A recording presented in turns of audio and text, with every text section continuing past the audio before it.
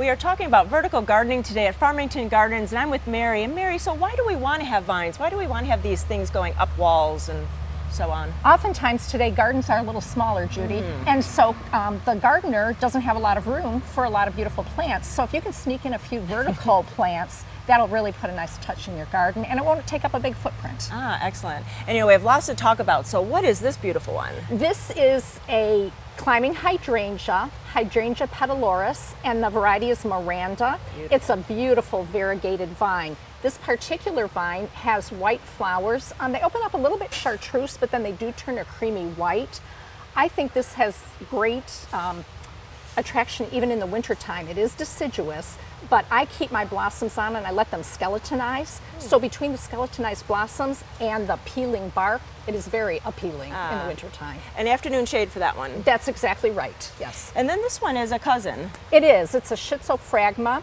And this one is called Moonlight, and it's a real pretty one. And I think this one is great for the foliage. It doesn't get quite as large, but it definitely is a nice accent for the shade, and it is deciduous. And what's this gold-leafed one? This is hops. This is where beer comes from, and this is the aureus, the golden hop. But I wanted to throw this in there because this just has great Beautiful. dimension on the crinkly leaves, and you can get 30 feet off of this Wow. in a summer. So it's a lot of fun, and people use this a lot over arbors to Nice. provide some shade. Nice. Yeah. And you can't forget clematis. All these different colors. Beautiful, beautiful clematis selection. They are hardy in our zone, of course, so they will last through the winter. They are deciduous. There's a couple things about clematises I would like to point out. When you plant them in your garden, you should drop them about 2 inches deeper. Interesting. Drop the crown into the soil, and we don't do that really with hardly any other plants. Right. So you want to do that, and then the other thing, it's kind of an old-fashioned saying, head in the sun, feet in the shade. You want to keep the soil moist and cool, and you can provide protection with other plants, head in the sun, and you can have bloom all summer. Oh, that's great. And then there's the evergreen clematis. There is an evergreen clematis, clematis armandii, and this is snowdrift, so it would be evergreen. It blooms more than once, usually early spring, and then you'll get a flush of bloom in the fall, and then of course it is evergreen. Ah, nice. And then touch on this one because the flowers are so unusual. This is an achebia, and there are several varieties of achebia. They flower in a cream color, they flower in a deep maroon color, and they flower in shades in between, followed by berries that are edible to us and edible to the birds, of course, and they give a very nice scent. And I would call them on the vigorous side. They can be semi-deciduous here. You may or may not lose your leaves, but the plant will survive. Oh, nice.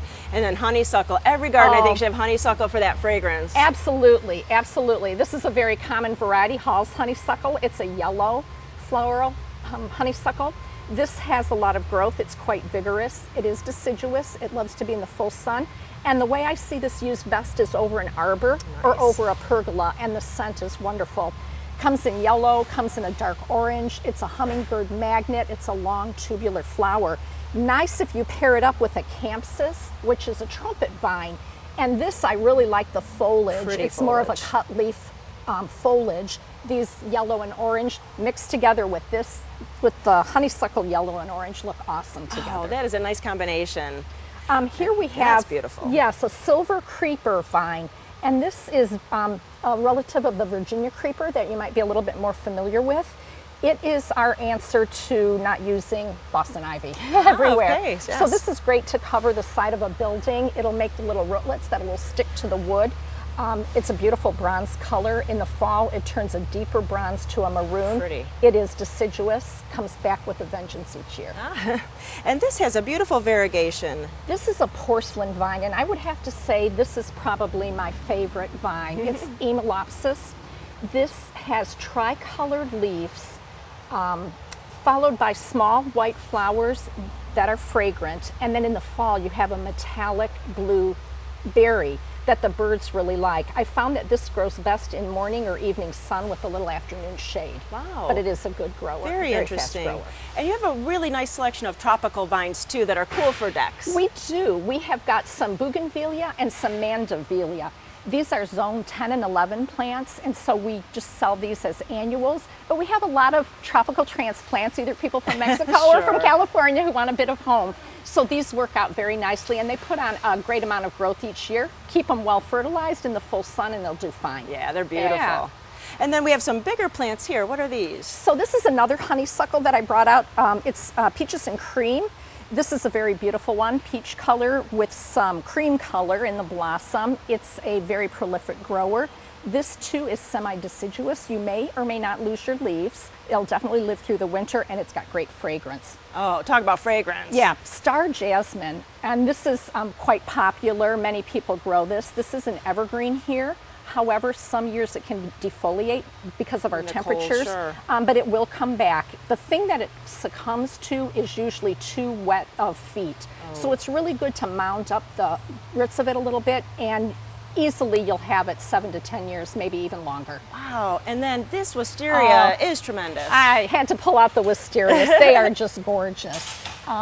These are, if I said prolific grower before, then this is a prolific grower with vigorousness. Yes. These grow like crazy. You need a very, very strong type trellis or a arbor to put these on.